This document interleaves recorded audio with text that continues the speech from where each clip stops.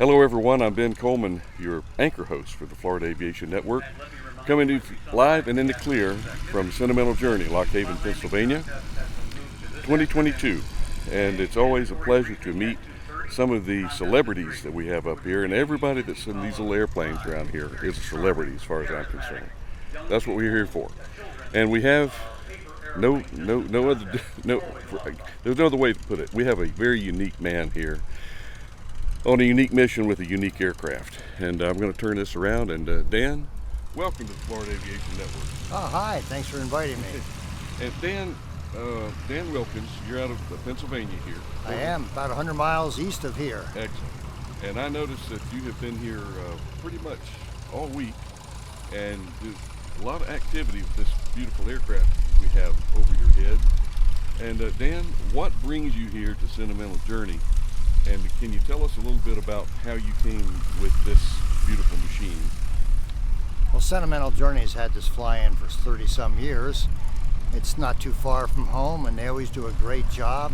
They invite the Piper Cubs for their reunion. They want to come back to their place of birth. I don't have a Piper Cub, but I do have this. And that's a worthy substitute. Anyway, I love to share my airplane and share aviation with people. Kids, people that aren't kids anymore. Well, there's big kids and there's little Yeah. kids. So, and I noticed you've probably given, I dare say, at least 50 rides.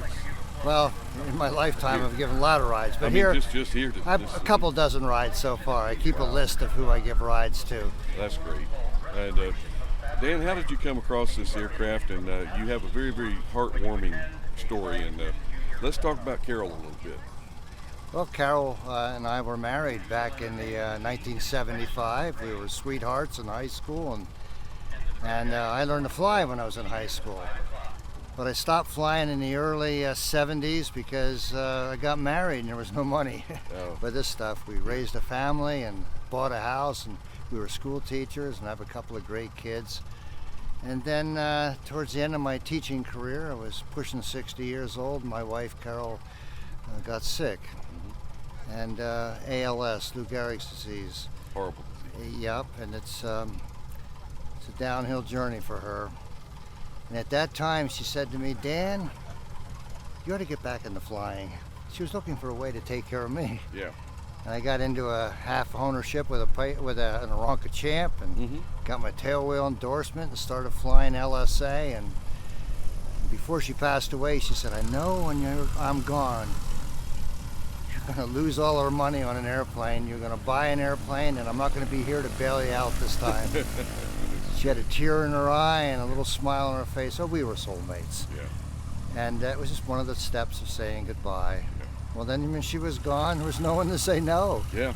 And this airplane was actually an impulse purchase, trying to patch a little hole in here. Perfect. And it was a lot of money, and when she passed away, there was some money there that we didn't have. Yeah. And I gave half of it to our two kids, and the other half I went out and started airplane shopping. And I looked for a Super Cub and then a Stearman, and things got carried away.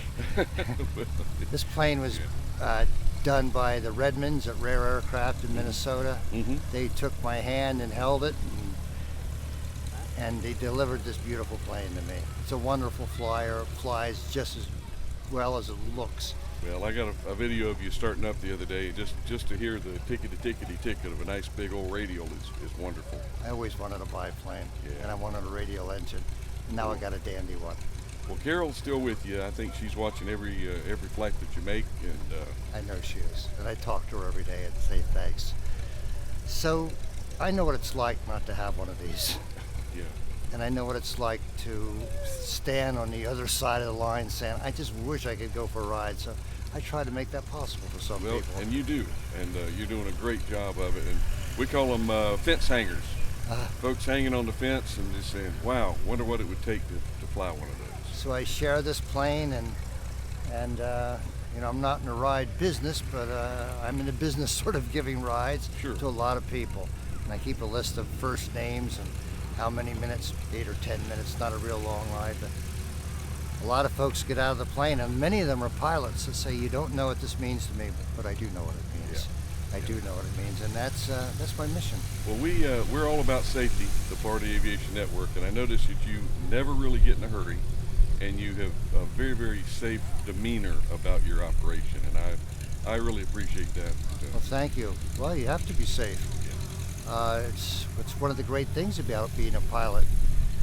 Unlike the world where there's a lot of forgiveness and second chances in planes, you have to be responsible. You have to be responsible. You have to be accountable. And with that comes a privilege. Sure. And the privilege is operating airplanes. I think every kid should learn to fly. to learn about things like that. So I'm blessed. Well, I feel blessed to be able to do this. Well, and we're blessed to have you here talking with us, and we do look forward to sharing your story, and we'll have it on Florida Aviation Network on the internet. We're live and in the clear, and with all of our volunteer staff. It's a volunteer operation, and we do it for the much similar reason that you do this. It's to give back, and it's to pay it forward and give to aviation. Yep. And this plane in 1941 was registered just a few days before Pearl Harbor was bombed, and went right to work in the civilian pilot training program. And to me, it's kind of special. There's a link to this. Very much so. My dad served in World War II in the Navy, but just there's a link, and that's important to me. And when they asked me what color I wanted, I remember the sailboat my dad built me when I was a little kid. There it was under the tree at Christmas time, gloss black with 2 bright orange stripes. That's how those colors came. That's great. So, well, Dan, go ahead. You, sir. What a beautiful day to be here at Lock Haven, and thanks for saying hi. Thank you, Dan, and I'm going to shake your hand. That wasn't a good grip. There we go. There you go. And I'm going to swing this back around, and I'm going to sign off. Ben Coleman, your anchor host here at Florida Aviation Network, and I'm going to take some pictures of this beautiful airplane so you guys can really fully appreciate it. Have a good day, and we'll talk to you next interview.